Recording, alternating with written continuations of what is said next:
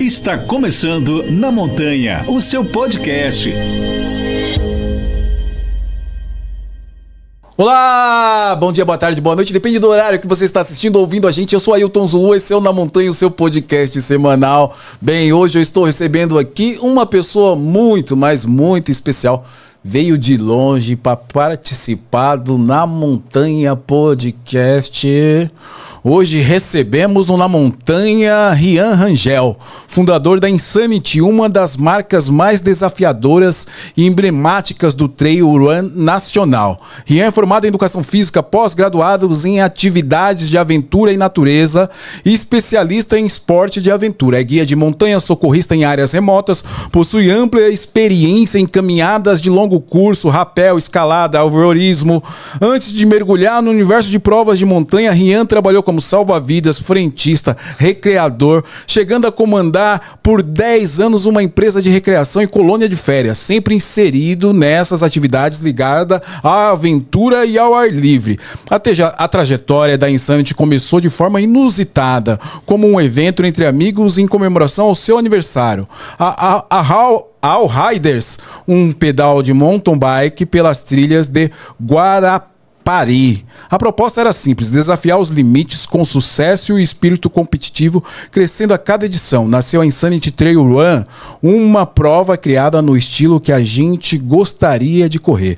Muita trilha, muita pirambeira e alto nível de dificuldade. Desde então, a Insanity vem se consolidando como uma referência em eventos de corrida de montanha no Brasil, com etapas lendárias, o mestre-alvo, considerado por muitos atletas a prova mais difícil do país. E o Pico da Bandeira, a corrida de montanha mais alta do Brasil. Em 2025, a Insanity celebra 10 anos de história com um calendário nacional que passa por lugares mais bonitos e icônicos do Brasil. Já já eu conto essas novidades aqui, porque agora eu preciso dizer, seja bem-vindo ao podcast Na Montanha, Rian. Bom dia, boa tarde, boa noite. Depois dessa apresentação, não preciso falar mais nada. Já falou tudo. Podemos ir embora, né? Tipo isso. Aí, trouxe pra você aí de presente cafezinho do nosso parceiro, Pastore, Caio. Legal. Um boné. Que bacana. E uma camisa aí do evento. E pelo jeito acertou o tamanho aqui. Esta é grande, porque o nego aqui é grande, viu? Pô, legal. Essa aí é da etapa que foi o Mestre Álvaro. Eu sempre vejo esse carneiro. É um carneiro, né? É um cabrito montês. Cabrito montês. Eu sempre... É um carneiro, um bode. Pra gente aqui, eu sempre via nas redes sociais. Já chamaram de cachorro. Cachorro. Mas a ideia sempre foi o cabrito montês, um animal astuto, escalador e desafiador aí que vive nas montanhas. Vive nas altas montanhas. Muito legal. Eu já conheço... Tenho alunos que já participaram aí dos seus eventos, né? Carolzinha, que mora lá. E em breve eu também estarei presente. Rian, vamos começar aqui. A Insanity nasceu de um evento entre amigos e virou uma das marcas mais respeitadas do Brasil no trail nacional. Quando você percebeu que aquilo poderia se tornar um negócio sólido? Quando meus amigos começaram a fazer cobranças de acontecer o evento. Então, brincadeiras à parte, mas a gente começou festejando o meu aniversário. A gente fazia um pedal de all mountain, que é uma modalidade um pouco abaixo do downhill, mas são bikes para descer, né?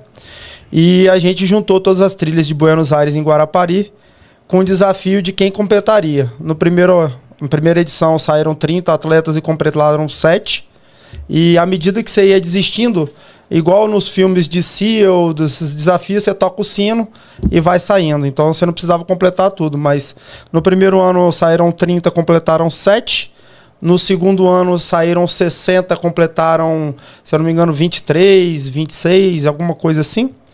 E aí no terceiro ano a gente já começou a pensar nisso aí, que o pessoal já cobrava, e aí, vai ter? E na comemoração ia uma caminhonete com a traseira, a Fiorino, uma Saveiro, cheia de cerveja, energético, refrigerante, ia sendo os pontos de apoio pra galera. Então, o nego já parava, já começava a beber, já ali mesmo já tocava o sino pra ficar bebendo ali e ir embora. E o resto completava. Muito, muito bom. Ô Rian, é importante, né? Eu sempre comento aqui com os convidados, com o público em geral, que a gente tem um pequeno defeito aqui, a gente de São Paulo, tá? A gente fica muito viciado no eixo São Paulo, Rio e Minas, em relação aos eventos de trail. E o Brasil, ele é muito grande, né? O Brasil, ele é enorme. E as belezas, cada local tem a sua peculiaridade, né? Conta pra gente sobre os eventos da Insanity, para quem não conhece, principalmente Forno Grande, Pico da Bandeira, tem novidade aí, Chapada dos Veadeiros, tem Serra dos Órgãos chegando também pro próximo ano, né? E assim, você já deve estar bilionário, né? Porque os que organizam um evento por ano estão todos ricos, todos os organizadores. Você está organizando aí 4, 5 eventos. Para tentar chegar no nível deles, velho. A gente não está conseguindo, mas a gente vai alcançar. Mas eu sou formado em Educação Física, como você falou, e minha monografia foi falar sobre o Espírito Santo e a ideia é que o Espírito Santo é um paraíso. A gente tem do mar à montanha em menos de 40 minutos e os climas realmente mudam. E a beleza do Espírito Santo é peculiar. A gente tem muita montanha, muitos locais bonitos e muitos locais desafiadores. E por que não mostrar isso para o Brasil todo? Então foi nesse intuito que a gente começou a vislumbrar o Insanity acontecendo em lugares diferentes no Espírito Santo. E no primeiro ano que a gente fez em Buenos Aires, a etapa de Buenos Aires, deu muito certo, foi muito desafio. A gente queria fazer uma prova, começou com a ideia de fazer só uma prova de bike, depois inseriu a corrida, depois a gente fez 2 de bike, que era uma de all mountain, que era só descida, ela só cronometra as descidas igual downhill, uma de XC, que é o cross country, e a corrida de montanha. E no primeiro ano já foi um desafio porque a gente pensou em provas, quando a gente pensou em Insanity, no formato que a gente gostava, no formato que os meus amigos que a gente corria. Então eram provas desafiadoras, eram provas com muita trilha. E no primeiro ano já foi um desafio porque as pessoas não estavam acostumadas com esse tipo de prova. E posso te dizer que 40% aí já desistiram na primeira etapa. Mas a gente começou a construir esse público, começou a trazer esse público para dentro do evento. E o Espírito Santo hoje, eu acho que ele é bem conhecido fora do Rio, Eixo, São Paulo e Minas, não só hoje pelas nossas provas, mas por outras provas que vem acontecendo também no Espírito Santo em outras modalidades, assim como no triatlon, assim como natação, enfim. Mas a gente vem atraindo o público hoje para o Espírito Santo nesse quesito de montanha, pelo formato de provas desafiadoras que a gente vem fazendo aí. Como você disse, o Mestre Álvaro hoje eleita aí por vários atletas como a prova mais difícil aí do Brasil. O ano retrasado, quando a gente recebeu o Sul-Americano, até os atletas de seleção, da seleção brasileira, atletas do Peru, da Bolívia, e atletas... Qual foi o outro país? Que não queriam competir porque a prova tinha 50 km com 4.500. Caramba! E o início da prova era o mais tenso, então o pessoal deu uma treinada e já viu que o buraco era um pouco mais embaixo, alguns queriam mudar a distância, mas acabou aí acontecendo e foi bastante desafiador. Tanto que só teve uma edição, a gente abriu uma segunda etapa e não teve atletas para competir, e a gente está pensando em fazer de novo, para ver se a gente consegue alavancar aí, trazer alguns atletas para tentar se desafiar aí nesses 50 quilômetros. Caramba, 4.500 é duríssimo, hein? Não é nada. É um passeio no bosque. 4.500 a gente que corre, e é uma conta fácil de fazer, tá? Porque todo mundo, você acabou de falar, 50 com 4.500. Na verdade, não é 50 com 4.500, é metade basicamente do percurso com 4.500, né? E aí quando você faz a conta... Você tá descendo. Porque a outra metade você está descendo. Quando você faz a conta, vai dar basicamente 200 e pouquinho por quilômetro. 100 metros de desnível positivo por quilômetro, a gente já considera uma prova dura. 200, a gente não tem nem o que falar, né? E um pouco mais de 200, porque se a gente está falando de 4.500 para 25, vai dar ali um pouco mais de 200. Então, realmente deve ser algo fora do comum, né? Conta pra gente como que é o processo de criação de um evento, do sonho ao percurso real, o que vem primeiro, como equalizar tudo isso, sabendo que as pessoas querem viver grandes experiências diante do cenário nacional dos grandes eventos. Então, assim como foi o Pico da Bandeira, no primeiro ano que a gente fez o Buenos Aires, no segundo ano a gente falou, cara, tem o Pico da Bandeira, a gente já ia lá direto. Eu fiz o curso de condutor de longa distância lá, e eu falei, pô, por que não fazer uma prova lá? E a gente chegou no parque e já batemos de cara com a possibilidade de não acontecer, porque no plano de manejo do parque não permitia ter competição dentro do parque. E aí começou uma grande briga, porque a gente começou a futucar o gestor do parque. E aí, por que não ter, por que não ter? E aí começamos a ver, tentar modificar o plano de manejo, num processo de 7 anos para a gente conseguir essa autorização. E com 6 anos ter a mudança, quando nós pegamos, eu acho que 5 ou 6 gestões dentro do parque. E uma das gestões achou a ideia fantástica e fez essa mudança no plano de manejo para que pudesse acontecer a competição. E assim a gente vai escolhendo, né? Na verdade, a gente procura primeiro locais onde não tenham provas. A gente acha que, para o Brasil ser muito grande, igual você falou, tem muitos lugares, a gente acha que não precisa ter muitas provas no mesmo lugar. Então a gente procura lugar que não tenha e que seja um ícone. E assim a gente vai pensando. E aí vem o sonho. Do sonho a gente vai lá mapear, vai ver a estrutura, vai ver como é que é. E aí o processo de dar entrada nas documentações, ver as possibilidades, conversar com a prefeitura, conversar com o parque, comunidade local, para o último passo lançar a etapa. Depois que todo mundo está linkado e todo mundo está ciente do que vai acontecer, a gente libera a etapa, né? E aí vem essa construção de, você falou do sonho até chegar, e aí a gente vê percurso, vê as possibilidades, um monte de não que às vezes a gente escuta e tem que alterar o percurso, e é assim a gente vai construindo e de forma bem organizada e que todos possam participar. A gente acha importante, muito importante, a participação da comunidade no qual a gente está inserido. Então a gente faz com que ela participe junto com a gente. Desde o início sempre foi essa proposta de escutar a comunidade, conversar na prefeitura e inserir todo mundo dentro do evento, trazer esse público para dentro do evento. Porque às vezes é muito complicado, porque você chega para a pessoa e fala, não, vou trazer um grupo para correr aqui na sua montanha. Aí o cara, correr na montanha? Não é possível que vocês vão correr. Em muitos lugares que a gente vai rapaz, vocês têm problema na cabeça. Não é possível que vocês vão subir, não é possível que vocês vão fazer isso. Rapaz, nem de carro eu vou, nem de cavalo eu fazia quando eu era criança. E a gente fala, não, já rodamos, já passamos aqui, aí vem o processo, todo o processo, até chegar no que é o sonho a acontecer. E aí demora um cadinho. Corredor de montanha, não conheço um que tenha 100% o nível de lucidez, né? Eu acho que todo mundo tem... De perto ninguém é normal. Essa é a verdade. Fato. Acho que é um pouquinho da montanha aí.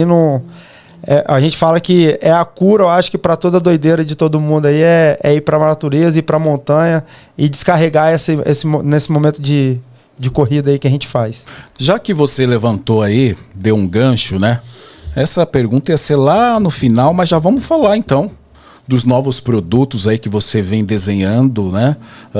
Chapada dos Veadeiros e também Serra dos Órgãos. Então, no início agora você apresentou, a gente faz 10 anos no ano que vem, né? E na comemoração de 10 anos a gente veio com essa proposta aí. Na verdade a proposta chegou pra gente, né? Acho que tudo culminou para que esses 10 anos fosse esse grande espetáculo que vai ser o circuito do ano que vem, né, de 2026. A gente vem estruturando, vem pensando em novos locais, em crescimento, em exponencial e gradativo, né? E aí eu acho que nesse ano a gente conseguiu, desde o ano passado que a gente vem tentando essas autorizações, e calhou dessas autorizações saírem agora. E para 2026. E engraçado é que saiu meio que tudo simultâneo. E aí vai vir um circuito bem diferente, bem estruturado. A gente pretende sempre, é uma proposta mais organizado, mais estruturado e mais seguro para os atletas. Então, é uma proposta nossa e pode esperar que aí vai vir Pico da Bandeira. O Mestre Álvaro, que foi o que deu nome, eu acho que nacional ao Insanity, que veio com essa maluquice de... A gente nem esperava, é um pequeno gigante, né? 833 metros e tem essa altimetria toda. E, inclusive, quando a gente levou o sul-americano para lá, a ISF, que é a Federação de Skyrunning Internacional, falou, não é possível. Aonde vocês tiraram, em 833 metros, vocês tiraram 4.500 de ganho? Eles ficaram intrigados. Todo mundo fica intrigado. Até a Fernanda Maciel, eu tenho um e-mail, isso é muito engraçado, a gente já conversou. Ela foi no Mestre Álvaro. Quando eu mandei para ela, olha, eu tenho uma montanha aqui que tem 30, e aí a prova de 37 tem 37 quilômetros com 3.300 de ganho. Ela é impossível, não existe isso no Brasil. Aí eu falei, não, a gente tem. Aí eu mandei para ela, aí mandei o GPX, mandei tudo. Ela, da onde vocês tiraram isso? Aí então é bem intrigante, porque ela é a maior montanha litorânea, o Mestre Álvaro. Ela é referência e ela só tem 833 metros. Então a gente tem o Pico da Bandeira, o Mestre Álvaro, que é a prova que deu o nome a gente. Aí vai vir a Chapada dos Veadeiros e encerrando aí com a Serra dos Órgãos, que eu acho que pra gente foi o grande diferencial e exponencial pro ano de 2026, porque essa prova era para ter acontecido esse ano, como eu falei que a gente vem negociando. As pessoas às vezes acham que é da noite para o dia que a gente consegue as autorizações ou os lugares para fazer o evento. Não, a gente já vem trabalhando o lugar há muito tempo. A gente só não revela, só não fala nada. Como diria o finado Silvio Santos, se você quer, como é que fala? Segredo, não fale para ninguém. Pra ninguém. Então a gente vem trabalhando aí nos bastidores há muito tempo e agora saiu. E a gente ficou muito, muito feliz por ter conquistado isso e vai se realizar, né, o ano que vem. E a gente vem construindo isso junto com o parque. Então são 4 grandes provas, são 4 estados diferentes. Ano que vem a gente roda bastante. Veadeiros também. Se eu te contar a história de Veadeiros, é bem surreal, porque um amigo que ajudou muito no Insanity foi para Veadeiros há uns 5 ou 6 anos atrás. E eles, cara, se amarra em montanha. Um dos motivos do Insanity ser muito na montanha, porque ele ficava na minha cabeça, tem que ter montanha, tem que ter trilho, blá, blá. Agradecer, valeu João Doidão, o apelido dele. Não pode ser normal, né? E ele foi para Veadeiros e falou, cara, Veadeiros é um espetáculo. Só não tem altimetria, mas é um lugar surreal. Cabe você fazer uma prova lá. Aí ele falou, conversei com o cara do parque, ele acha que dá. E aí há 6 anos atrás a gente começou a conversar lá. E esse gestor não tá mais. E aí agora, no início do ano, conversando com uma atleta de lá, ela falou que tinha mudado a gestão e que talvez caberia. E me botou em contato com o parque. E aí começou. Aí vai, conversa de lá, conversa de cá, conversa de lá, conversa de cá. Encaixou. Aí encaixou, a gente foi pra lá, começamos a fazer as coisas, começamos a acontecer. E Veadeiros, um caso à parte, parece que você tá na África, é seco, mas com uma beleza única. É a prova do Insanity, que vai ser a prova mais plana. Se existe altimetria negativa, vai ser lá, porque a gente vai fazer a prova meio que descendo. A trilha lá, ela é bem manejada, ela é na curva de nível, então ela tá bem plana. E, cara, a altimetria quase zero, só que você corta várias cachoeiras. Na hora que a gente soltar os vídeos, a galera vai ficar muito animal silvestre. Você corta muito rio, corta muita cachoeira e um espetáculo à parte com relação à água e paisagem bucólica.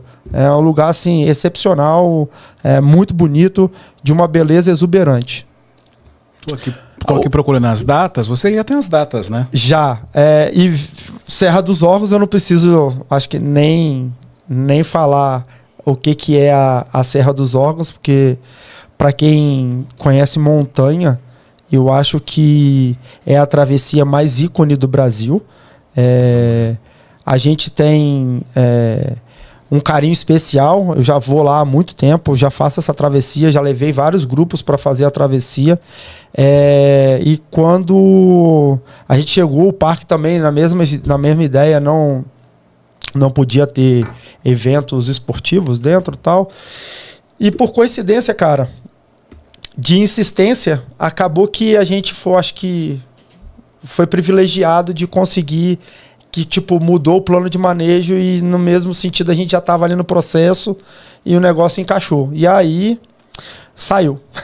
Eu tenho essa pergunta antes vamos falar das datas. Março, dia 6, 7, 8. Eu ia te pegar aqui agora. Pico da Bandeira, né? O Alto Isso. Caparaó. Junho, 26, 27 e 28, Mestre Álvaro, Espírito Santo. Agosto, 28, 29 e 30, Chapada dos Veadeiros, né? Isso. Lá em Goiás. E outubro, 9, 10 e 11, Serra dos Órgãos, Teresópolis.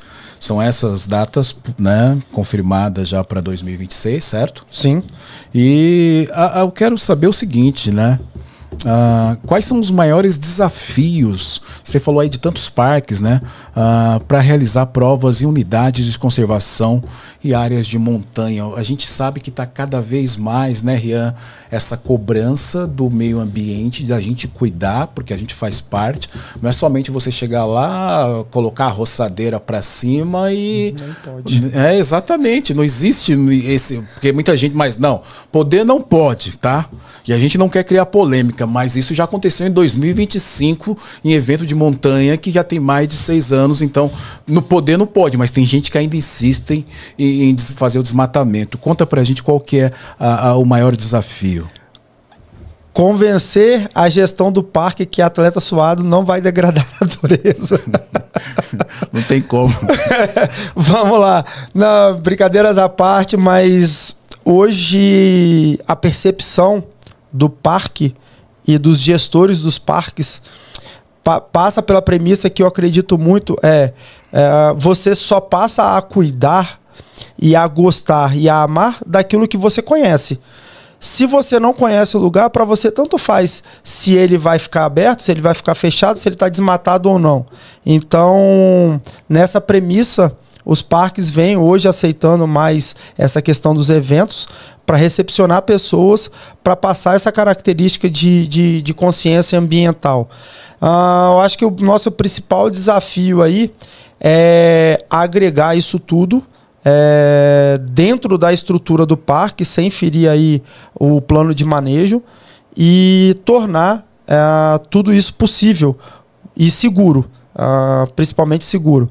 É uma coisa que o parque cobra muito, essa gestão de segurança. A gente apresenta um plano de trabalho em cima disso, então tem todo esse planejamento de gestão de segurança, como que vão ser marcados os percursos, o que a gente vai utilizar para marcar os percursos. Tem até a preocupação de poluição visual da marcação durante a prova, porque a prova, na verdade, a gente começa a marcar uma semana antes e tem até uma semana depois para estar desmarcando, mas a gente procura fazer isso com maior antecedência possível. Mas tem toda essa preocupação até da poluição visual dentro do parque quando você usa as marcações. Então, acho que o maior desafio é linkar toda essa parte do plano de manejo do parque junto com a estrutura de uma prova acontecendo lá dentro. E aí convencer os outros visitantes que estão lá também participando, que o parque muitas das vezes não está fechado só para a gente. Então a gente tem que ter essa consciência também de que conversar com os atletas, conversar com a comunidade local, conversar com as pessoas que estão visitando no parque naqueles dias que está tendo uma competição, que vão ter pessoas passando por elas correndo e etc. Aí explica um pouquinho do que a gente deixa até muitas das vezes na entrada do parque um staff informando para essas pessoas, olha, se estiver vendo alguém correndo encosta mais para sua direita, libera a esquerda para eles passarem. Mas, no geral, cara, a gente nunca teve problema com isso. Tamanha preocupação e tamanho planejamento para executar. Inclusive, é muito pelo contrário. Quando a gente faz as caminhadas guiadas, dentro do evento também tem as caminhadas guiadas para quem não quer competir. Às vezes você vai competir, leva seu familiar, ao invés dele correr, ele vai fazer uma caminhada. Então a gente tem essas caminhadas. Muitas das pessoas que foram fazer a caminhada viram os atletas passando correndo, se empolgaram e no ano seguinte estavam correndo lá na prova. Então é um processo aí que também vem acontecendo dentro do evento. Isso é muito importante e interessante. Eu estou pensando aqui, Rian, você tem basicamente, você começa o primeiro evento em março, depois 3 meses depois tem mais um evento, depois mais 2 meses e depois mais 2 meses. Meu, não é muita coisa para equalizar, são locais diferentes, né? E aí as pessoas eu sempre vejo os organizadores falando, eu já estou trabalhando na prova do ano que vem. Como que é para um organizador ter 4 eventos em locais diferentes do Brasil, porque você não pode chegar lá faltando 15 dias e achar que vai entregar um evento, né? Começa muito antes e é isso mesmo? É ponte aérea o tempo inteiro? Tipo, a gente tirou os dentes do juízo, né? E aí perdeu um pouquinho do juízo. Mas nessa premissa, o Pico da Bandeira está sendo montado desde quando acabou o ano passado. Veadeiros desde maio, junho a gente já estava fazendo todo esse trâmite. E Serra dos Órgãos a gente já está fazendo também desde o início do ano. Esse vídeo que a gente publicou agora, eu tenho mais aqui. Esse vídeo foi gravado em fevereiro desse ano. Então, tipo, fevereiro para o ano que vem a gente já está trabalhando nele. A prova vai ser em outubro. Então, em fevereiro eu já estava trabalhando. Eu estou aqui hoje com você e quinta-feira eu já estou em Veadeiros. Então, volto terça, fico 5 dias lá preparando tudo. Então não é da noite pro dia, não é 15 dias antes, tudo acontecendo, aspas, simultaneamente. Eu vou, para você entender um pouco, então, tipo, desde o início do ano que a gente já vem trabalhando nas etapas, mas agora eu vou para Veadeiros quinta-feira, no início do mês, e no final do mês, dia 30, eu vou para Serra dos Órgãos. E aí já começa outra movimentação. Então, é o tempo todo, um pouquinho em cada lugar. E nesse meio tempo, a gente vai para Pico da Bandeira para resolver algumas coisas lá também. Mas Pico da Bandeira, como a gente já fez 3 etapas, fica um pouco, aspas, mais fácil. Porque a gente já sabe mais ou menos os trâmites, como é que acontece a logística, como que a gente já vai realizar. Os outros, que são as novas etapas, a gente está ainda ajustando as coisas para que ela possa acontecer. É verdade. O que eu estou pensando aqui também, né, como mão de obra, né? Você está em locais diferentes, você precisa de pessoas qualificadas, não dá para levar o mesmo time que você tem ali no seu quintal, né? Então precisa também, essa também é uma demanda grande, né? A gente procura trabalhar muito com a mão de obra local. Isso é uma das premissas que a gente tem, de contratar a mão de obra local, capacitar elas para estar atuando junto com a gente, mas é imprescindível.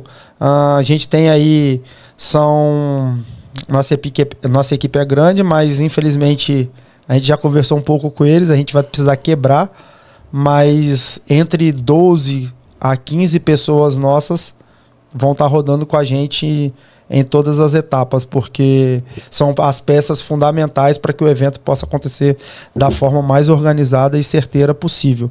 Então, em média, aí, 10 a 15 pessoas do nosso núcleo, eles vão rodar com a gente nas 4 etapas, aí, sem tirar e nem pôr. E as outras a gente vai contratando local e vai aí capacitando esse pessoal para estar atuando junto com a gente. Normalmente a gente pega pessoas no Caparaó, assim como no Veadeiros e assim como na Serra dos Órgãos. Provavelmente essas pessoas que a gente normalmente contrata são os guias locais.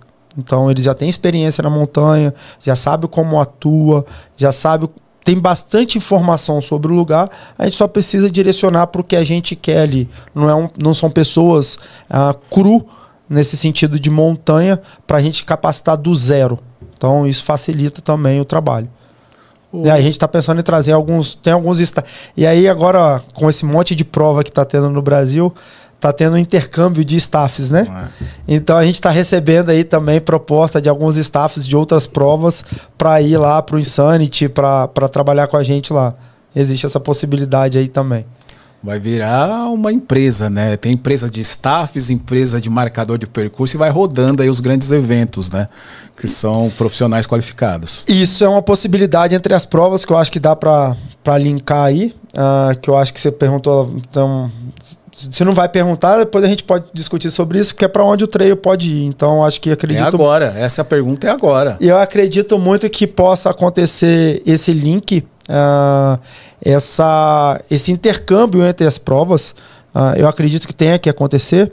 Eu não consigo rodar todas, mas já fui para La Mission, já fui na Evolution, Paraty, Jaraguá, já rodei algumas provas. Eu gosto de rodar as provas, até também para conhecer, para ver, trazer coisas boas para minha prova a partir disso também. Acho importante. E acho importante essa comunicação com outras provas, com outros organizadores. Se existir a possibilidade de no futuro as provas conseguirem se organizar, conversar, montar um calendário para que os atletas possam rodar todas. Claro que não vai dar para rodar todas, né? Porque o mercado está estufado. Mas rodar as principais provas e ter esse intercâmbio, pode até ser, por que não ter, vou dar um exemplo, um consórcio de provas, onde você pode ter um grupo de staffs que roda, um grupo de socorristas, porque aí você vai ter pessoas capacitadas que já sabem como que funciona, sabe gerenciar e sabe como que acontece. Então você poderia ter o mesmo grupo de socorrista, o mesmo grupo de staff, você poderia ter alguns materiais que possam funcionar para todas as provas como um consórcio. Vou dar um exemplo de Starlink. Você tem 4, 5 Starlink ali que 6 provas, 7 provas compraram, e elas ficam rodando entre si. Isso é uma possibilidade também. Então, por que não? Criar um calendário, um campeonato fortificado entre algumas provas e dar uma fortalecida nisso aí também é possível. Assim como acontece nas provas de corrida de rua, as majors, né? Uhum. Então, é possível, por que não, ter isso na corrida de montanha e fortalecer isso no Brasil. É verdade. Eu lembrei agora, né? Tem um rapaz lá em Portugal, o Quinho, que ele vive correndo com o seu boné. E ele Quinho sempre... Danini. Quinho Danini, exatamente, é esse aí. E fala alto porque ele gosta com 10 decibéis os episódios que é para ele ouvir no trabalho. Então ele tá sempre ouvindo lá de Portugal e sempre mandando sugestões pra gente. Ele tá sempre com o boné da Insanity nos treinos, nas provas. Achei que ele era até organizador, porque é tanta propaganda que ele faz da sua prova que... Falei, será que quando eu conheci, eu falei, será que ele organiza o evento, né? E aí ele falou pra mim como que acontece em Portugal, dessa ideia das associações se juntarem. Então, esse mês é o meu evento, você vem, me ajuda no meu evento, e eu vou e eles vão se juntando, e isso acaba também equalizando no valor final para o atleta. E aí ele brinca, né? Que ele fala assim, aqui eu corro pagando 10 euros, né? Vocês aí no Brasil, vocês estão malucos com esses valores. É justamente porque a conta não se fecha, né, Rian? De você ter tanta estrutura e ter que sempre estar equalizando para poder fechar as contas, e a gente sabe que não é fácil fechar essas contas, né? Exatamente. Mandar um abraço aí pro Quinho. Ele é lá do Espírito Santo. Mas basicamente eu acho que entra nesse propósito, exatamente nisso aí de para equalizar, para fortalecer. É possível você, entre organizadores, ter essa premissa. Eu te ajudo aqui, você me ajuda ali, e aí vai fortalecendo. Assim acaba fortalecendo as provas, diminuindo um pouco os custos dos organizadores e equalizando ali no final para que possa ter um pouquinho mais de lucro, ou um pouquinho de lucro, que às vezes todo mundo pensa, a matemática de padaria que a maioria dos atletas fazem é fulano cobra X, X vezes Y, dá Z, Z é igual a isso e o cara tá no rico. Não.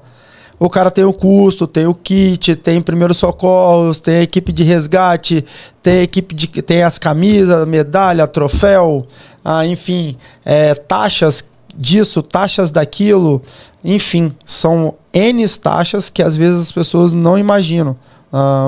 Hoje, para fazer evento dentro de Parque Nacional, você paga aí as taxas por ICMBio. Então, tem a taxa do ICMBio, tem as coisas que você tem que fazer. Bom, pelo menos a gente se propõe a fazer, né? A ideia de contrapartida. Então, todo evento que a gente faz, existem as contrapartidas para os locais que a gente faz. Então, a gente deixa, a gente conversa com a comunidade, a gente quase não fala, né?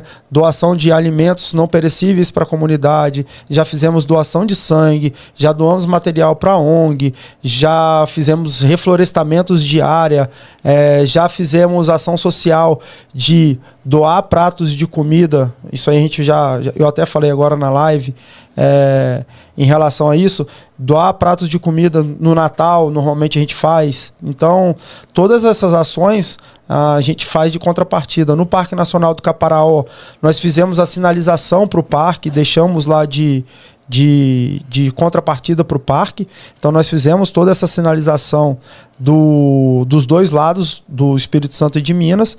E, além disso, doamos também para o pessoal, para os guias que tem um abrigo dentro do parque. A gente doou placa de energia solar para que eles possam ter a energia para carregar rádio, carregar celular, botar uma luz dentro do abrigo deles, porque eu não preciso de ficar com lanterna, porque eles possam fazer um café, enfim. Então são contrapartidas que a gente oferece, a gente propõe, e isso faz com que a gente tenha uma parceria muito forte com os locais que a gente está atuando e com as pessoas daquele local. Então elas começam a enxergar que ele não vem aqui só fazer a prova e vai embora. Ele se insere no meio e vem fazer intervenção junto com a gente. Por quê? Porque a gente não quer fazer a prova uma vez só e ir embora. A gente quer fazer a prova todo ano. A gente quer retornar todo ano. A gente quer tornar marcante aquilo e deixar um legado aonde a gente está passando. Isso é verdade. Esse legado a gente precisa frisar que os grandes eventos, os eventos que têm responsabilidade, eles têm contribuído demais, né, Rian? Com a comunidade, com os parques, com limpeza, com preservação, com manejo, né? A gente tem visto isso Brasil afora, isso é muito legal, e que bom que os parques evoluíram nessa ideia de colocar, porque o que eles imaginam é que a gente que corre montanha sai destruindo tudo, né? E não é um povo educado. Nós somos um povo educado, né? Então, a visão que normalmente se tem é essa, mas depois que vou dar um exemplo, eu vou falar pelo Pico da Bandeira, porque a gente já realizou 3 lá, né?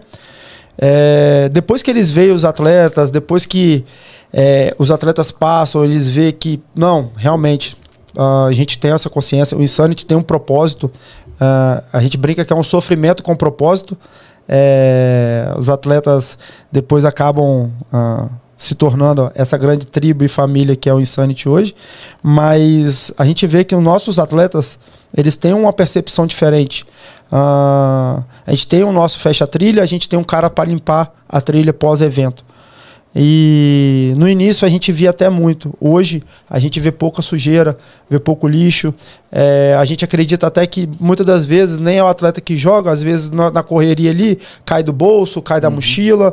A gente vê que não é de propósito, porque não tem uma quantidade grande de lixo. A proposta de não ter copo, você tem que levar sua garrafinha ou seu copinho para poder beber água, beber as coisas, também faz com que não tenha lixo. Então, esse propósito eles começam a enxergar com bons olhos. Então, isso é bem bacana e diferencial. A gente está agora com uma proposta, a gente está criando o Instituto Insanity também, e nessa proposta a gente quer montar nos lugares que a gente está fazendo o evento, a gente quer ter umas propostas diferentes, principalmente com as crianças, que são o futuro, os futuros atletas, né? Então a gente quer fazer um trabalho diferente com as crianças, quer fazer um trabalho atuante dentro das comunidades no qual a gente está inserido. No Caparaó, esse ano de 2025, a gente conseguiu inserir dentro do desafio Portal a Portaria, a gente conseguiu inserir o pessoal da terceira idade com a caminhada. A gente pegou o grupo da cidade de caminhada, de terceira idade, que tem, e botamos eles como tratamos, e isso foi engraçado, porque a gente tratou eles como atleta. Então eles foram lá tirar kit, tinha o kit deles, com númerozinho de peito, mesmo que era caminhada, com númerozinho de peito, a distância reduzida de 2,5 km, e aí eles chegavam na arena, tinha recepção como atleta, a área do atleta, aí tinha lanchinho para os... Cara, eles se sentiram... E aí isso fez com que eles fizessem eles divulgaram o evento de uma forma bem diferente, e isso pra gente superou as nossas expectativas. Esse ano vai ter de novo, e esse ano a gente vai trabalhar não só com os idosos, mas também com as crianças das escolas locais. Então vai ter um trabalho inserido junto às escolas locais para que as crianças tenham palestra com biólogo. A gente vai levar atletas para conversar com as crianças, para mostrar o potencial e aonde elas podem chegar se elas se envolverem junto com a gente nesse quesito de esporte. Então é trazer esse diferencial e trazer esse público para dentro do evento também. Ô Rian, são aí quase 10 anos, né? E a gente percebe que os grandes eventos do Brasil, ele tem mais ou menos essa idade, 10, 11, 12 anos. Você está aí com quase 10 anos. O mercado do trail running, ele está crescendo demais. Na sua visão, o que ainda falta para amadurecer no Brasil essa ideia da nossa modalidade que vem recebendo cada vez mais pessoas pela primeira vez numa montanha, sem saber o que é ali os acessórios, o que é uma trilha, sem ter uma noção? O que você, na sua visão, o que falta? Vamos lá. Hoje eu acredito assim, falta mais envolvimento, acredito, das federações, que nem tem tanto envolvimento. A gente precisa...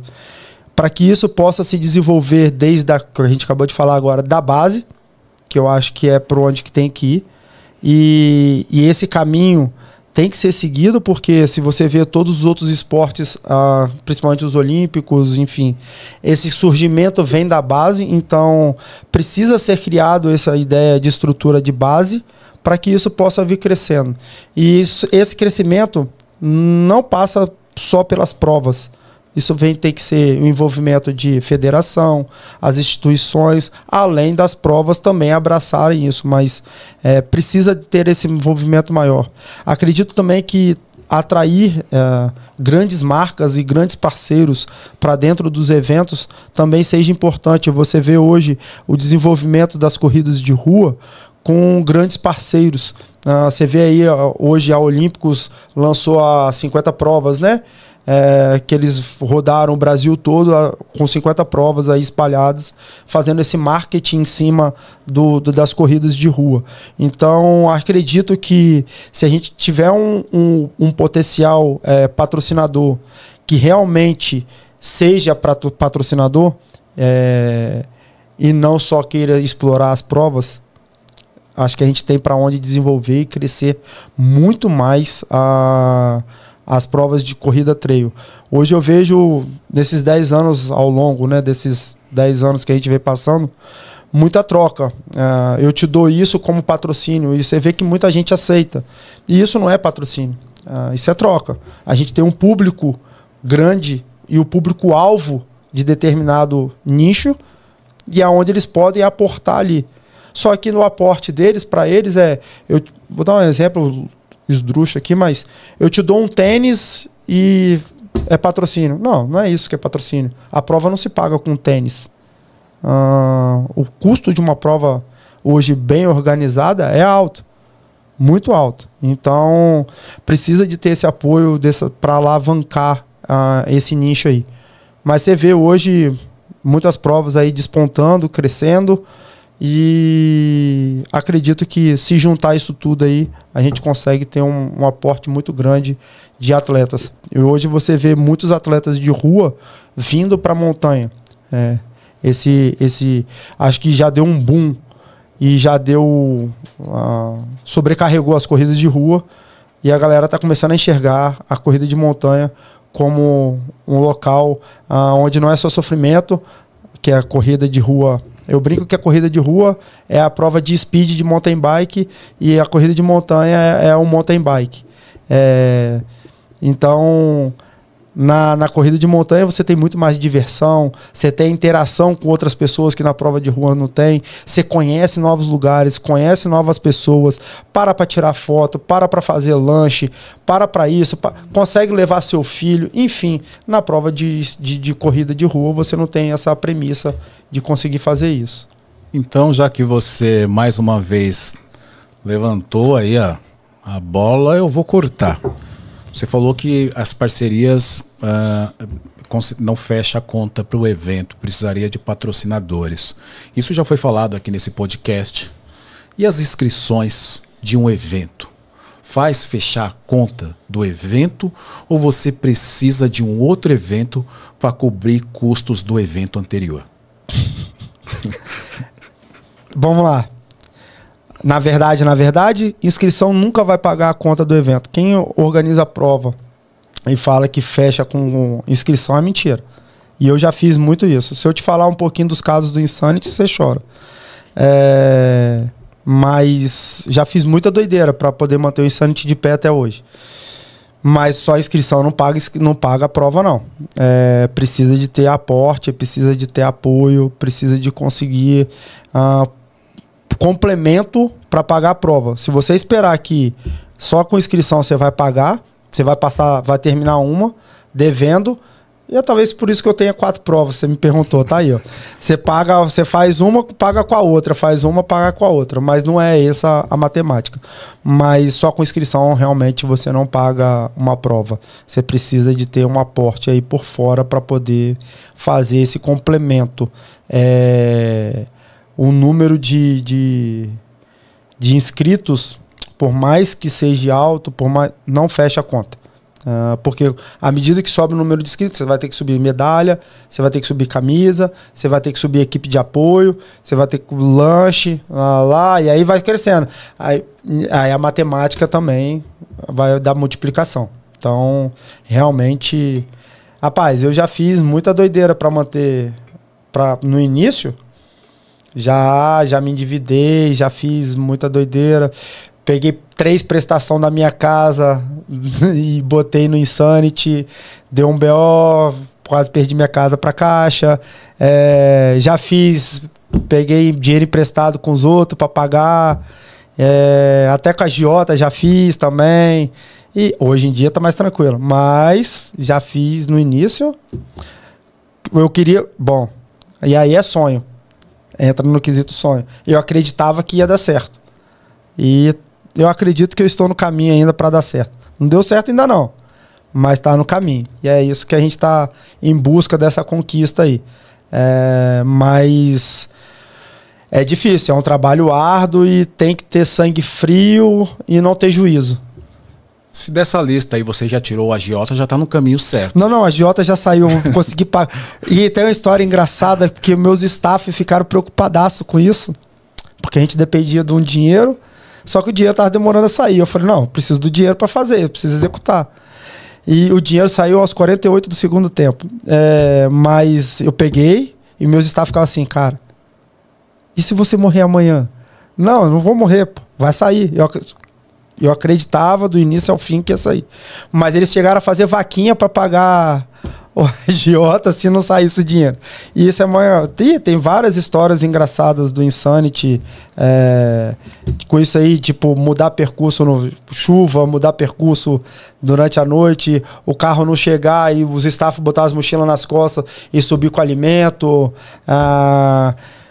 O primeiro Insanity do Mestre Álvaro, muita chuva, foi a semana mais chuvosa do ano. E, tipo, eu falava, cara, vai dar tudo errado. E foi o primeiro Mestre Álvaro.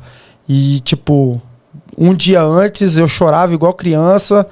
E, tipo, vou ter que cancelar. No dia do evento, não sei. Deus falou assim, não chove. Parou de chover. Mas o Mestre Álvaro tava de água até o tampo. E era lama. Eu falava assim, cara, todo mundo vai descer e vai me matar aqui embaixo, vai odiar. E aí, o X da questão, todo mundo desceu e foi a melhor prova. Todo mundo fala dessa prova até hoje. Por quê? Não ficou ninguém de pé. Todo mundo desceu enlameado, sujo igual porco no chiqueiro, mas com a alma, assim, lavada, leve. E todo mundo, cara, naquele dia foi a melhor prova. A galera curtiu muito, gostou muito. E aí eu consegui respirar tranquilo ali. Isso é bom, né? E a complexidade de organizar um evento, porque o que acontece, Rian, é que a maioria, parte das pessoas acabam fazendo a conta de padaria. Ele pega o seu ticket médio, pega o número de inscritos e fala assim, pô, o Rian, nesse evento, nunca mais escuta, ganhou 400 mil reais, eu vou organizar também. E aí a gente vê que muita gente começa a organizar evento e não perdura 2 anos, porque é praticamente uma pirâmide, né? Se você for ver como que se faz para sustentar, eu nunca organizei, mas eu tenho essa consciência que é uma pirâmide, que você precisa investir. Eu nunca organizei, mas eu coloco dinheiro nesse podcast que não é... Então, é mais ou menos isso. Então, quando você fala das loucuras que eu sento no sofá da minha sala e começo a colocar na ponta da caneta o quanto eu investi no podcast... parar. Eu falo assim, eu vou parar. Ou daria para ter trocado de carro, daria para ter ido numa prova na Europa, daria para ter feito mais coisas. Então a gente coloca muito do nosso coração, muito do nosso amor naquilo que a gente acredita, no sonho que a gente acredita. E para acreditar em um sonho você precisa investir tempo, dinheiro, e o seu coração muitas vezes vai estar ali direcionado para aquilo, né? Meu tempo nem falo, porque já se eu botar tempo é 24 horas. Isso aí não tem nem matemática, mas os meus amigos que estavam comigo desde o primeiro, todos eles conversam comigo, a gente tem um grupinho, todos eles, eu acho que isso faz com que o Sanity tenha um diferencial. Eu tenho hoje vários atletas, vários amigos que se sentem família em Sanity e vêm me dar conselho, vêm me ajudar, enfim.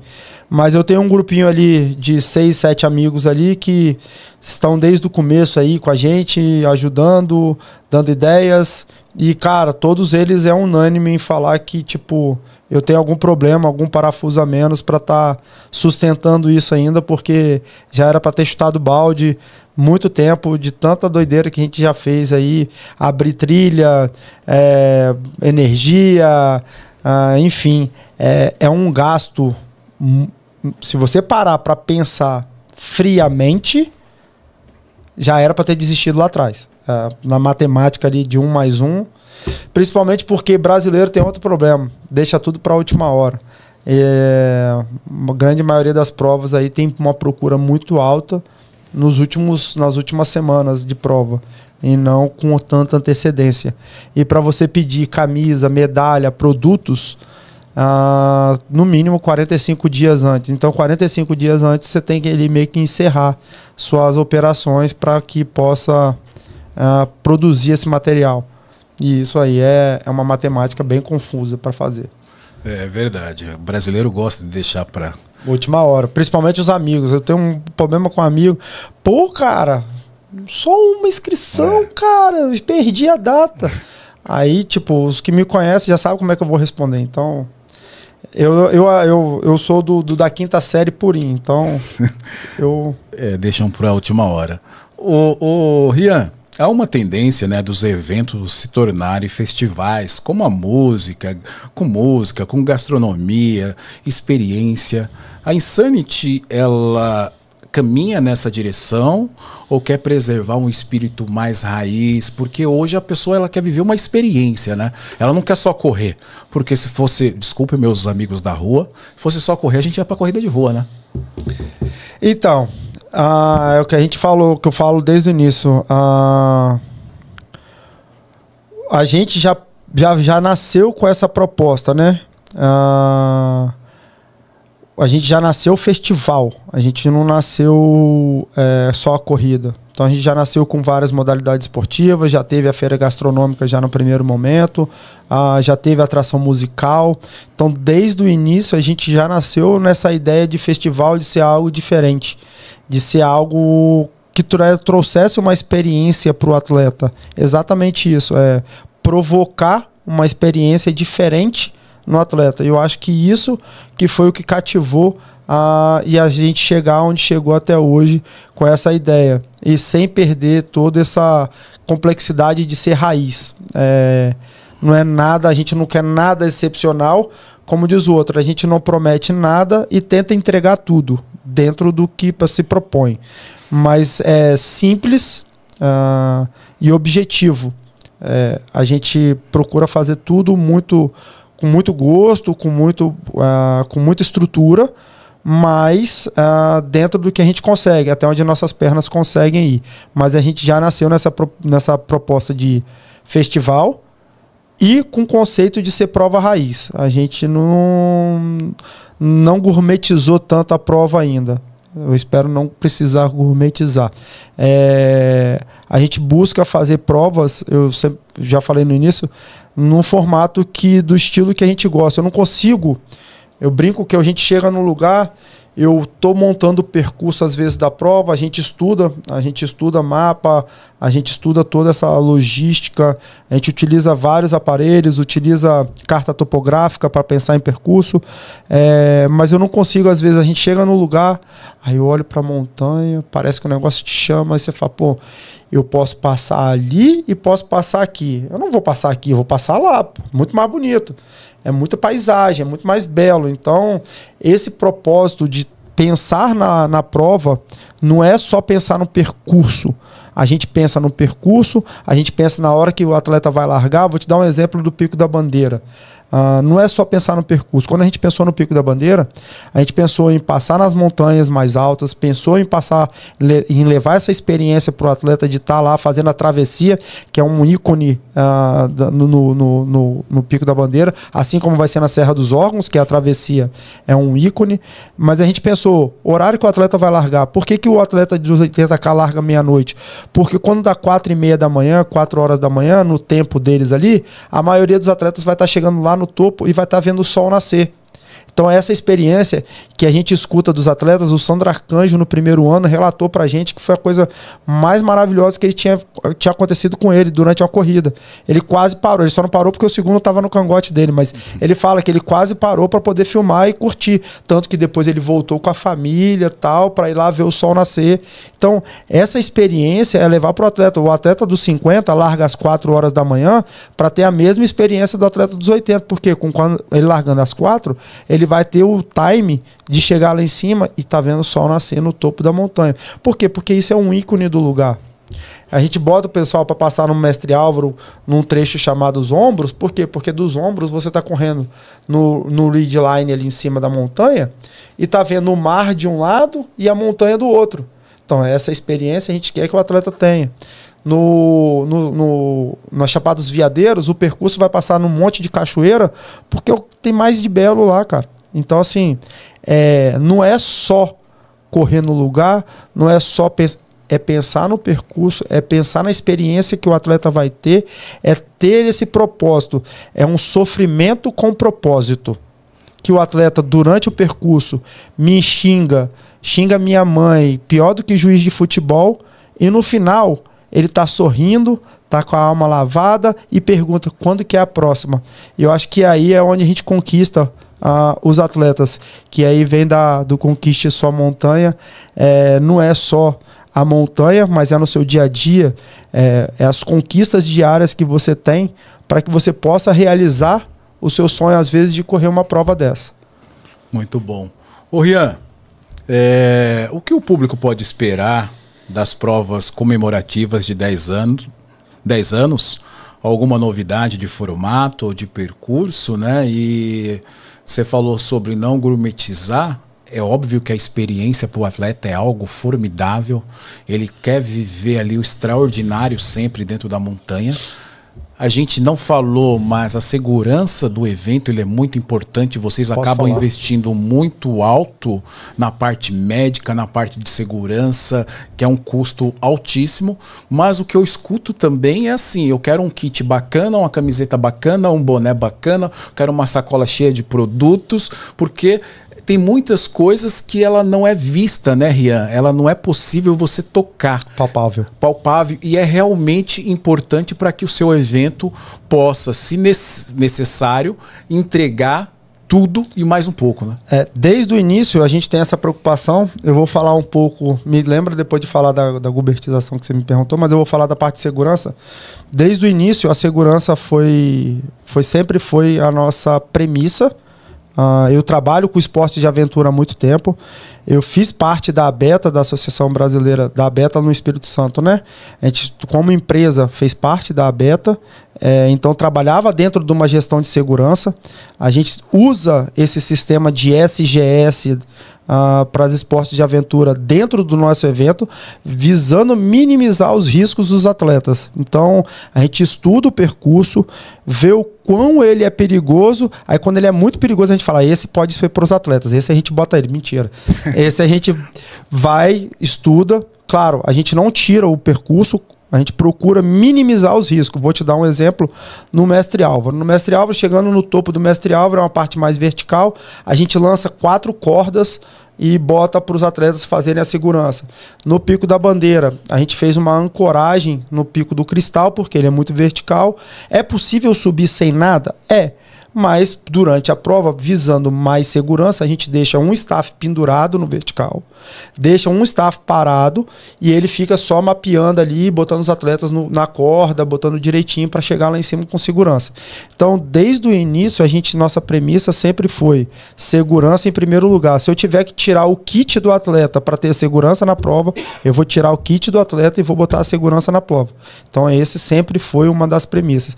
No Forno Grande, que eu acho que é a prova nossa que tem mais coisas de segurança nessa parte de vertical, a gente monta um corrimão de 400 metros de corda, a gente sobe com 400 metros de corda, monta um corrimão para que os atletas possam fazer a ascensão final, que os 400 metros finais da chegada no Forno Grande é vertical, e você só sobe com equipamento de escalada. Então a galera que vai fazer o VK é o VK mais doido do Brasil. Porque você mete a cadeirinha, você vai ter que botar a cadeirinha, já corre com capacete, já corre com cadeirinha, chega lá, tem que clipar, e aí sobe, faz toda essa parte de segurança. Então, a gente sempre se preocupou. Fora isso, a gente tem equipe de resgate na montanha, temos as ambulâncias e o que a gente apelidou de motolância. Hoje já tem as motolâncias que a pessoa que nos atende criou o serviço de motolância. Por quê?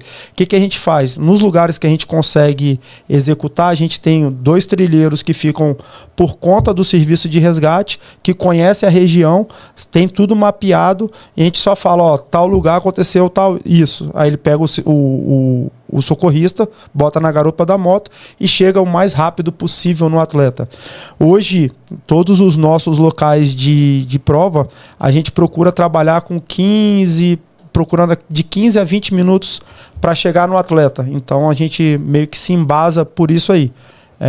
Pode ser que seja menos, pode ser que seja mais, mas no geral a gente trabalha em cima disso aí, de uma média de 15 a 20 minutos para chegar no resgate, porque a gente não sabe onde vai acontecer, mas a gente tem pontos específicos que a gente deixa os socorristas para que ele possa chegar mais rápido em todos esses locais. Então esse é um dos parâmetros.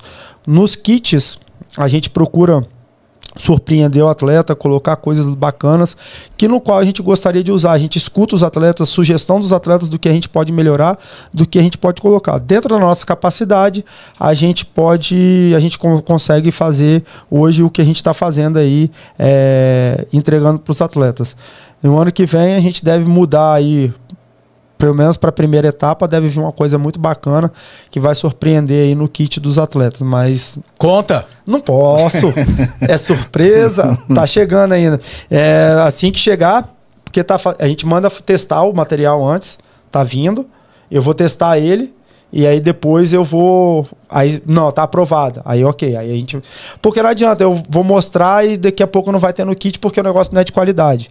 Tem isso também. A gente procura colocar coisas de qualidade nos nossos produtos, nas nossas coisas, porque para que o atleta possa depois usufruir disso, usar depois. Dentro das outras perguntas, eu acho que era isso. Tem uma coisa que a galera me pede muito: Coca-Cola.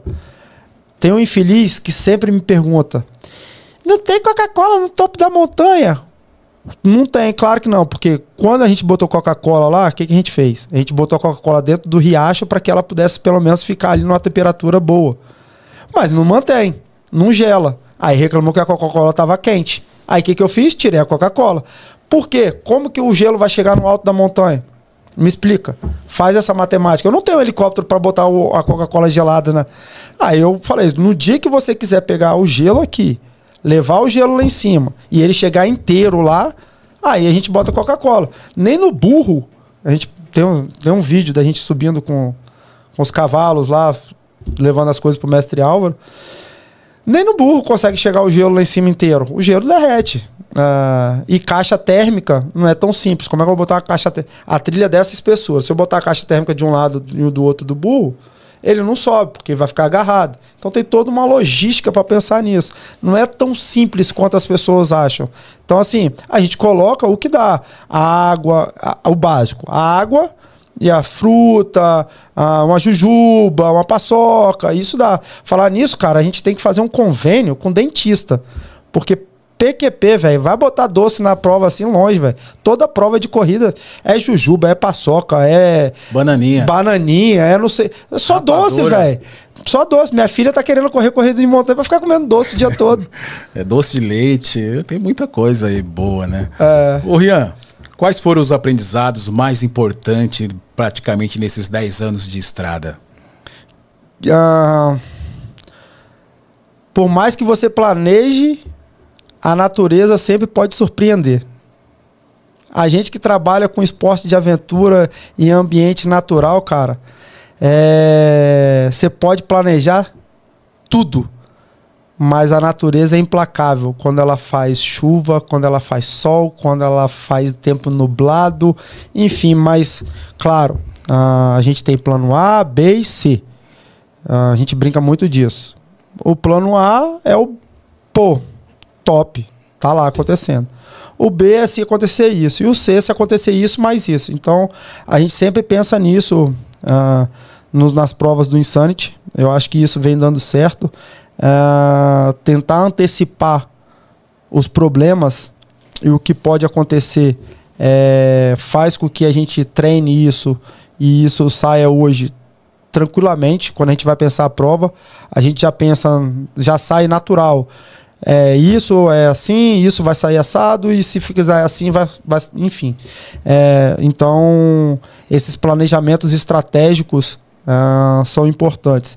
Eu acho que de aprendizado fica não desistir, porque se fosse para desistir nos 2 primeiros Insanity eu já tinha parado, que eu tomei ferro com força. E graças a Deus a gente tem aí amigos que deram suporte e todo o apoio para que a gente pudesse estar continuando aí. E eu não preciso falar o nome deles porque eles sabem quem são, mas acho que é isso. Hoje o Insanity aí é uma grande família e a gente aprendeu muito junto, e estamos tocando aí o barco da melhor forma possível, mas acho que é isso. Ter amigos e agiota quando não tiver os amigos. Não. Mas, cara, de tudo na vida, você pode ter tudo na sua vida. Pode ter o maior dinheiro do mundo, mas se você não tem amigo, você não tem nada. Porque quando você tá... Não posso falar palavrão, né? Quando você tá lá na M, você pode ter o dinheiro que for, cara. Às vezes o amigo do seu lado lá te dando suporte, te dando um ombro, vai ser melhor do que o valor financeiro lá para resolver seus problemas, porque, enfim, amigo resolve, enfim, a gente tem muito amigo, muito mesmo. Isso é importante, amigo vale mais do que dinheiro sempre, né? Dinheiro a gente vai em alguns lugares, com os amigos a gente vai longe. Vai muito longe, lugares que a gente nunca imaginou. Se a gente projetar e voltar um pouquinho de 2015 a 2020, a gente tinha um cenário da corrida de montanha no Brasil. Vamos assim tirar a pandemia e imaginar 2020 a 2025. Então a gente pega um recorte de 10 anos e a cada 5 anos a gente percebe uma crescente, uma evolução. Você consegue projetar os seus eventos daqui 5 anos, daqui 10 anos, 2030, 2035, como que vai estar? O que você imagina? O que você espera?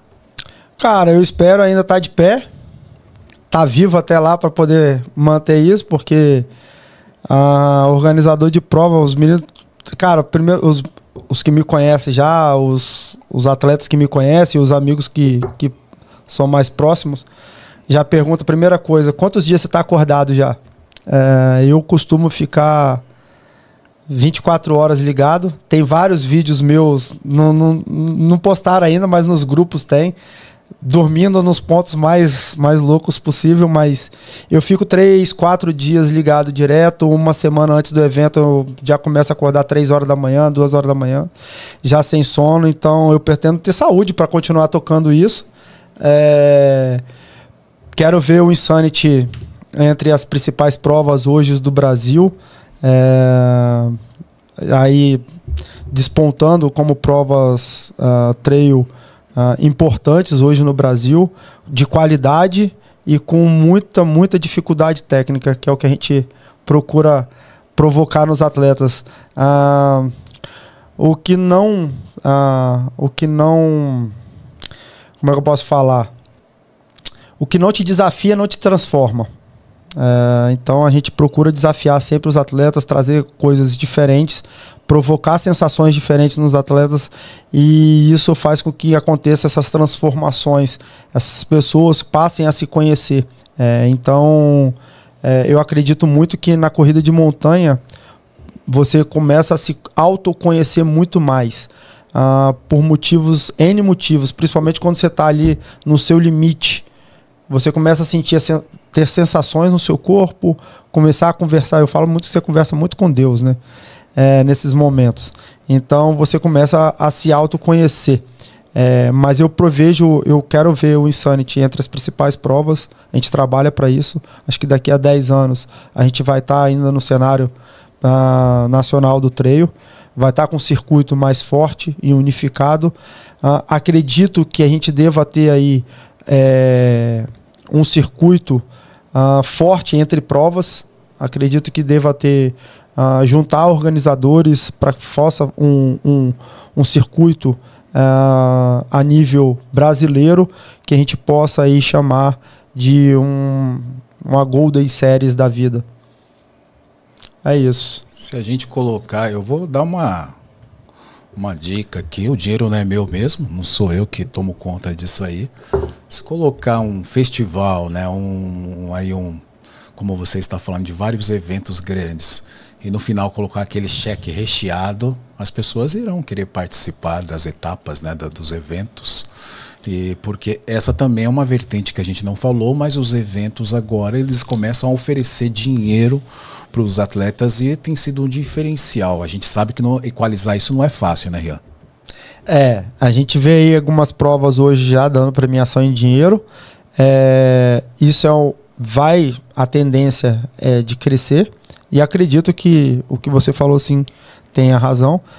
Mas quando você fala em premiação em dinheiro, eu vejo que você, claro, traz um público diferente para sua prova, mas quando você faz uma premiação, você privilegia praticamente os atletas da frente. Você não privilegia os atletas meio para trás. Você vai privilegiar os atletas mais rápidos. É importante? Claro. É dali que vai sair um atleta de seleção, é o cara que você vai apoiar. Enfim, toda prova tem um ganhador. Então, a gente acredita nisso. Mas hoje a gente apostou também já em premiação em dinheiro, mas hoje a gente visa o Insanity, pelo menos até 2026, a gente visa privilegiar os atletas amadores, que a gente chama, dentro do Insanity. Porque são eles que fazem o volume da prova, são eles que vão ajudar a custear a prova. Os atletas profissionais são importantes? Sim, são importantes. Mas o grosso da prova são os atletas amadores e não os atletas. Então, se você consegue aportar em mais atletas, você consegue fazer muito mais volume. E quando você faz o aporte só para os atletas de elite, você diminui um pouco isso. Não que não seja importante, não entenda isso como não importante. É importante. Uma hora a gente vai conseguir também dar premiação em dinheiro. Mas hoje a gente procura investir mais nos atletas amadores, trazendo um benefício, dando um kit melhor, porque aí vai privilegiar todo mundo, oferecendo uma estrutura melhor, porque vai privilegiar todo mundo. Quando a gente conseguir botar isso tudo redondo, aí eu acho que a gente não, agora a gente consegue dar um aporte, fazer uma premiação em dinheiro. Muito bom. Rian, estamos chegando no final aqui. Nós estamos gravando aqui no final de outubro, né, esse episódio. E seu próximo evento só em março de 2026, correto? Correto. Tá de férias, contando dinheiro, viajando o mundo e volta a trabalhar só em janeiro, né? Não, eu acabei de falar que vou sair daqui terça-feira, quinta-feira tô em Veadeiros já, eu tô trabalhando. Quer dizer, a minha prova, a última prova foi em 12 de outubro. De 12 de outubro até agora eu não parei, porque foi desmontar um evento e durante a desmontagem do evento eu já estava viajando, fazendo os outros eventos e correndo atrás de lançar a prova do Serra dos Órgãos, preparar Veadeiros, mexer na prova do forno do Pico da Bandeira, ir lá pro Pico da Bandeira conversar com o pessoal da cidade, conversar com a prefeitura, e aí não para. Daqui para frente não é só ladeira abaixo, quer dizer, é só ladeira acima, né? A gente não para. Até março é direto. Vou parar na semana do Natal, né? Isso foi uma provocação só. E fica o convite. Você, seus telespectadores, estará lá com a gente, conhecendo. Para quem não conhece o Insanity, ir lá conhecer, ver o nosso diferencial e depois entender, eu acredito, o porquê das pessoas voltarem pro Insanity, que é o que eu falei. Você vai subir me xingando minha mãe, minha orelha vai queimar. No final, quando você chegar lá, eu vou estar lá para te recepcionar e vai vir a pergunta assim: e aí, foi maneiro? Aí você vai mandar eu para aquele lugar, aí depois você vai vir rindo: pô, que massa, cara. Que dia que é a próxima? É isso. Eu acho que é aí que a gente fortalece e vem criando a tribo Insanity, que é hoje aí, que você falou, igual o Quinho foi para Portugal, tá lá com a camisa, corre de boné, aí me liga, pô, manda aí um boné para mim, como é que eu vou mandar um boné para Portugal, cara? Pois é. Enfim, mas a gente tem essas premissas, são as pessoas que participam, gostam e voltam. Acho que a gente tem um público, o principal diferencial do Insanity é quem vai ou ama ou odeia. Ponto. E quem ama, volta sempre, que é o nosso... Hoje a gente tem um público muito fiel, roda com a gente as provas do Brasil todo. Agora no Forno Grande a gente tinha 9 estados representados. Cara, para mim foi uma grande surpresa. A gente do Acre correndo lá no Forno Grande. Eu falei, cara, como é que você veio parar no Forno Grande, cara? Gente de Pernambuco. Falei, rapaz, então assim, às vezes a gente está atingindo um público que a gente nem sabe. Então, e eu gosto de saber as histórias, a gente gosta de perguntar para as pessoas como que chegaram lá, por que foram. Isso é bem bacana, às vezes vem umas histórias muito bacanas. Em breve vamos contar essas histórias dentro dos eventos. É importante sempre conectar as pessoas. E o Quinho, se ele quiser, eu levo o boné. Vive me convidando para correr em Portugal. Se ele quiser, eu levo o boné. Só ele pagar passagem. Só a passagem, o bacalhau e o vinho. Aí, manda duas. O bacalhau e o vinho, não é só a passagem, né, Quinho? Então, a gente queria que você... o que eu tô pensando aqui é o seguinte, né? Já que você convidou todo mundo aí para os eventos, vamos gerar um cupom para os ouvintes do Na Montanha, né? Gerar um cupom aí de desconto, que eu sei que o pessoal gosta de desconto, viu? Beleza. Chegando a Black Friday agora de novembro, a gente pode fazer o seguinte: 50% do dobro do preço. Fechado? Normalmente é o que acontece em novembro, viu? Vamos aproveitar a Black Friday aí. Eles sobem o valor e dão o desconto, mas isso... Não, vamos fazer assim. Vou te mandar o cupom. E você pode, na hora que que quiser disponibilizar aí para o seu público, não sei como é que você faz, mas eu disponibilizo o cupom sim. E vai ser um prazer receber o seu público e você lá, já te convidei.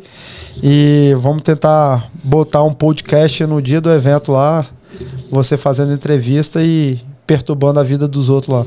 A gente gosta disso também. Gosta de correr, gosta de comer, mas de bater papo eu acho que é a melhor parte, a resenha, né? Ai, é por isso que a gente corre. A resenha sempre é... Não sei se pode falar, né? Mas se tiver resenha com bullying, cara, não tem nada melhor do que a resenha com bullying, velho. O bullying educa, velho. O bullying é a melhor coisa do mundo. Quer dizer, claro, a gente não sei nem se pode postar isso, mas... Pode. Depois você corta se você quiser. Mas, cara, eu vou pra trilha pra correr com os meus amigos. Se não puder fazer bullying, eu nem vou, nem saio de casa, velho. Por quê? Cara, é o dia todo. Ou eles estão me sacaneando, ou eu tô sacaneando eles. Então, é isso. E, cara, pra realmente... A gente vive hoje num mundo corrido e estressante. Ainda mais vocês aqui em São Paulo, né? A cidade, já cheguei aqui, o negócio aqui é frenético. E lá em Vitória eu consigo fazer 10 coisas ao mesmo tempo. Aqui eu não consegui fazer uma. Eu queria ir na Ironberg ali pra conhecer a Ironberg, não consegui, cara. O trânsito não deixa. Enfim, mas e é isso, a gente vai pra trilha pra desestressar, pra esquecer, desligar o celular e zoar os amigos, cara. A ideia sempre é correr com os amigos, que é o que eu falei, a amizade às vezes é tudo. Então a gente sai pra correr com os amigos, a zoeira acontece, aquela hora que você deixa o cara pra trás. Você desceu melhor que ele, subiu melhor que ele, deu na cabeça dele, e aí, pô, quando você chega lá da trilha, vai tomar uma água com gás, vai comer um negocinho ali, um peixinho, um tiragosto, e aí, aí a resenha começa. Aí a zoeira começa. Aí vai postzinho aqui, postzinho ali, um bullying aqui, um bullying ali. Figurinha no WhatsApp. Essa daí não pode. Essa não pode deixar de ter. A figurinha no Zap, filho. Essa não pode deixar de ter. Então, é isso. Até os meus staffs fizeram no último evento agora, cara.